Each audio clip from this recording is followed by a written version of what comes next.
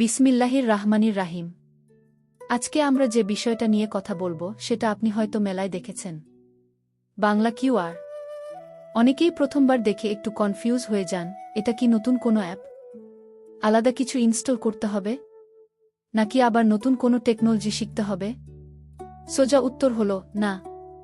এটা কোনো নতুন অ্যাপ না। এটা আলাদা কিছু ডাউনলোড করার বিষয় না। এবং এটা শেখার মতো কঠিন কোনো টেকনোলজিও না। বাংলা কিউআর আসলে কি? বাংলা কিউআর হলো একটি ডিজিটাল পেমেন্ট সিস্টেমের সহজ মাধ্যম, যেটা মূলত আপনার ইতিমধ্যে থাকা মোবাইল ব্যাংকিং বা ব্যাংক অ্যাপের ভেতরেই কাজ করে।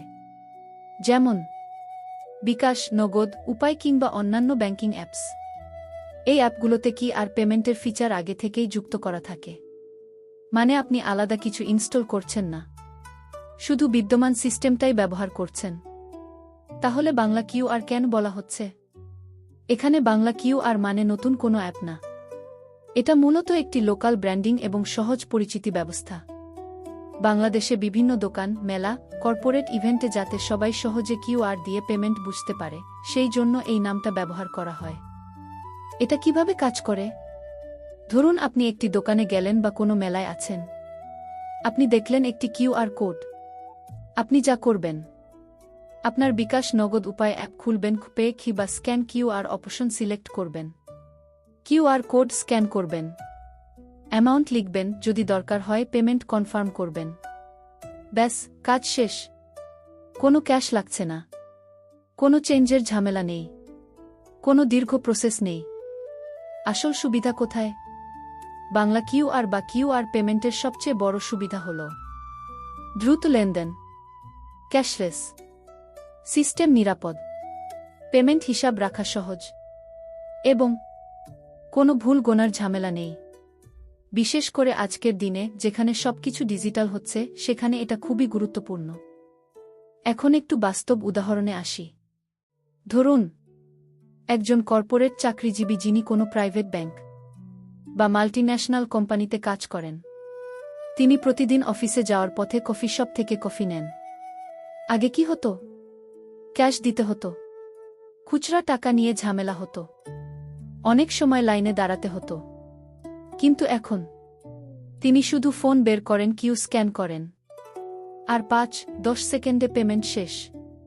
কোনো ওয়ালেট নিয়ে চিন্তা নেই। কোনো ক্যাশ ক্যারি করার দরকার নেই। আরেকটা উদাহরণ ধরি। একজন সফটওয়্যার ইঞ্জিনিয়ার বা আইটি প্রফেশনাল কোনো কনফারেন্সে গেছেন।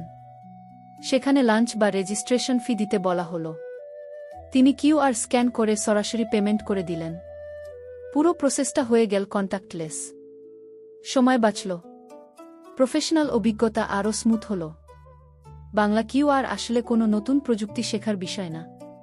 এটা হলো আপনার পরিচিত মোবাইল ব্যাংকিং অ্যাপের একটা স্মার্ট ব্যবহার, আর লেনদেনকে আরও সহজ করার একটি ব্যবস্থা।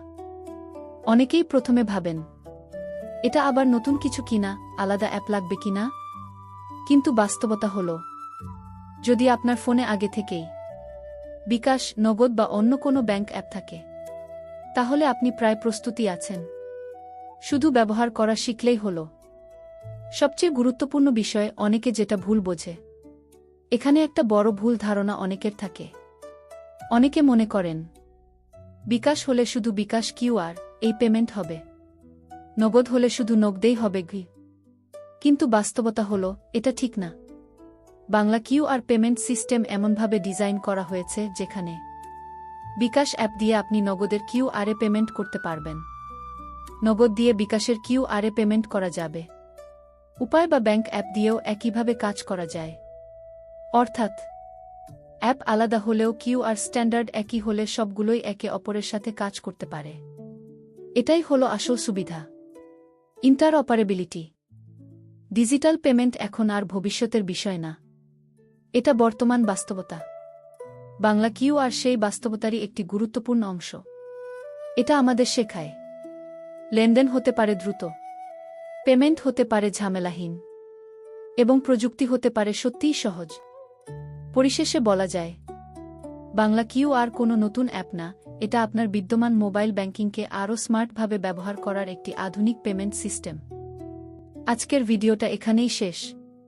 আপনি যদি ভিডিওটা উপকারী মনে করে থাকেন তাহলে এটি আপনার বন্ধু বা সহকর্মীদের সাথেও শেয়ার করতে পারেন যারা এখনও কিউআর পেমেন্ট নিয়ে কনফিউশনে আছেন।